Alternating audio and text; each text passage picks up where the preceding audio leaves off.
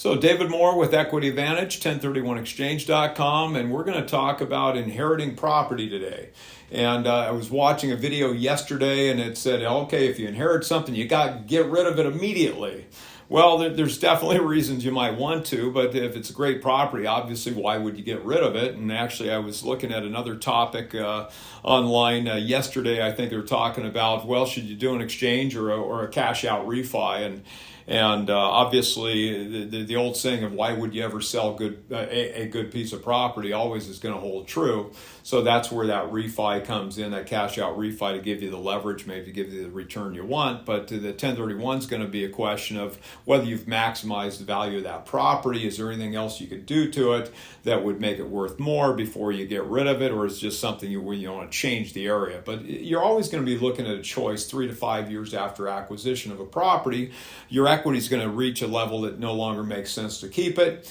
And you're going to have that choice. Do I do the exchange or do I do the cash out refi? And there's reasons to do both. Even though you're paying me to do an exchange for you, I'm going to tell you if that property's got some other opportunities there, or if it means something in this inheritance context, why would you get rid of it? So when you inherit a property in today's world, and we're talking about September of 2022, stepped up basis still exists.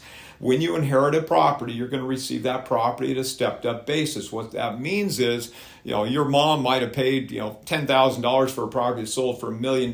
You inherit that property. Your basis on that property, if it's worth $1 million at her passing, is going to be $1 million. So you could turn around the next day and pay no tax. So that's why when you see some of these videos, it's like you inherit a property, get rid of it. Well, yeah, if you don't want it, or if you've got partners in that thing, and a lot of times if you own something with other people, you no longer want it. A lot of times when people inherit things, they've got a bunch of siblings involved. I had a client a couple days ago call up and say, well, look, we inherited this property a few years ago, but there's 3 of us involved and a lot of difference in ages. One of the siblings has no kids, the other one has a bunch of kids, and just for estate planning purposes, they want to fix this stuff, move it around.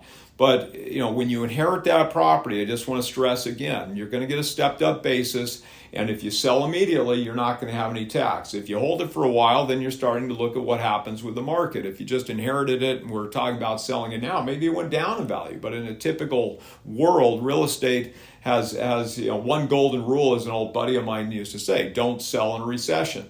And it's always going to work out if you hold the thing over time. So the benefit of receiving something through inheritance, you get the stepped up basis, and over time, hopefully you're going to be subjected to some increased values and therefore some capital gains. So if you don't get rid of it immediately, you just have to look at what the gain is between that inherited value and what that thing is worth at the time you dispose of it in the future. But inheriting a property is a great thing. That's why we talk about swapping till you drop. And that's a great tool. When people ask me, well, why would I do the exchange? I'm going to have to pay the tax at some point anyway. Why not pay it today? And it's a pretty easy thing to answer. It's like, look, every dollar you lose to tax means $3 or $4 in reinvested funds. So why would you pay a tax? You don't have to. And for those same people, I quite often ask, well, do you have an IRA? Do you have a 401k? Oh, yeah, I've got an IRA or 401k. Well, why do you have that? You're going to have to pay the tax at some point anyway. I would say that 1031 is a much better thing because you always have the choice of doing the exchange.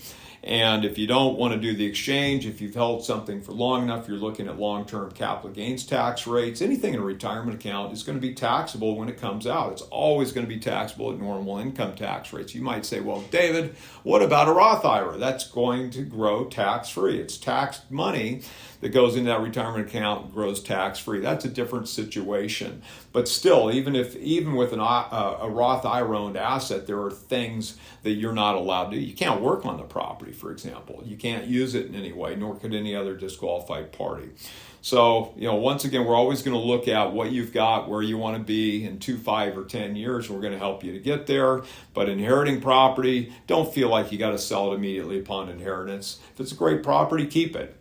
Understand where that basis calculation is going to start, that number when you receive it, and then over time, with any luck, it is going to go up in value, and you will be subject to pay that tax if you don't do an exchange in the future. So, hope this has helped. David Moore, Equity Advantage, 1031exchange.com, and look forward to talking with you soon. Bye-bye.